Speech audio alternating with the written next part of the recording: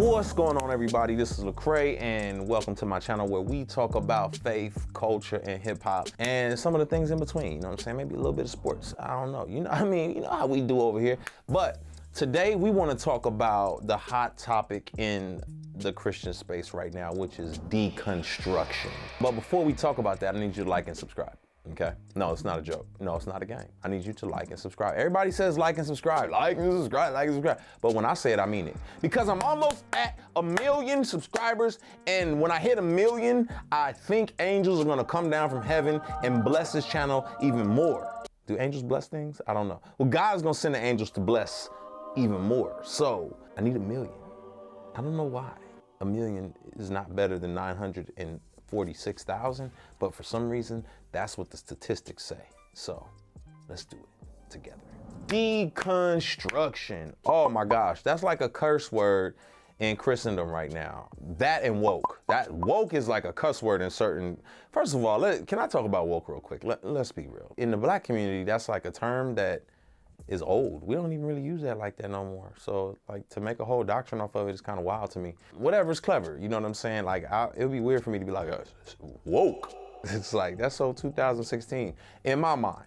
If y'all still using that, then y'all do you. My thought process on this is sometimes words or semantics can really mess stuff up because we put way more into the word than it means. And deconstruction has become synonymous with walking away from the faith, period. That's all it is. It's deconstruction. Oh, atheism. That's what people see in their mind. I think it got popularized around the time, Michael Gungor kind of went through a lot of what he was going through, years back. He experienced a lot of church hurt, and he basically was like, man, I'm deconstructing and I'm just kind of walking away from the faith. And what I have seen is that oftentimes people walk away from the faith or deconstruct or step outside because they have correlated that this institutional corporate, when I say those, I mean like capitalistic, money grabbing, culturally exclusive, politicized version of the faith is married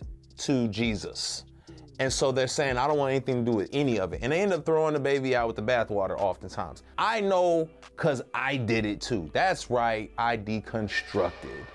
I just did not understand that even though the followers of Christ were doing all this crazy stuff that I couldn't wrap my brain around, it didn't mean that he endorsed it. And so I didn't have to throw the whole baby out with the bathwater, but we're so inundated with everything looking like the way it looks, especially in America. It's like, well, of course, don't forsake the fellowship of the assembly. That verse really does not have anything to do with going to a building with lights and cameras and songs. If you want to do that, that's great. But what that verse is really about is not forsaking the fellowship. It's like not walking away from the faith, the group of people who held you down, growing with believers. Like, look at the context of the verse.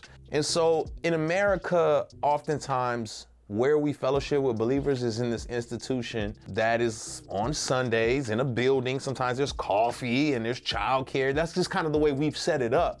But that's not like, that's a description, not a prescription of what church is. Church is people. It's the body, right? You got elders, you got deacons, you got leaders, and you got people who come together to grow.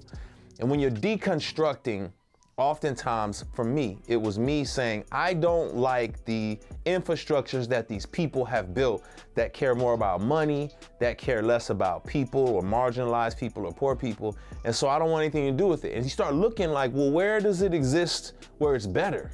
And oftentimes you just don't see it because you don't have access to it. You haven't been exposed to it. But I've been very fortunate to travel the world and realize that there are broken people everywhere, but there are also institutions and infrastructures that do not look like what we have created here in America. It's not to say that they're better. It's just to say that they have different issues and different struggles. And I began to realize that the struggles that we have are not necessary in other places, right? And so I was able to see the difference between the Christ of the scriptures and the Christ that we have kind of propped up as like a politicized, commercialized version.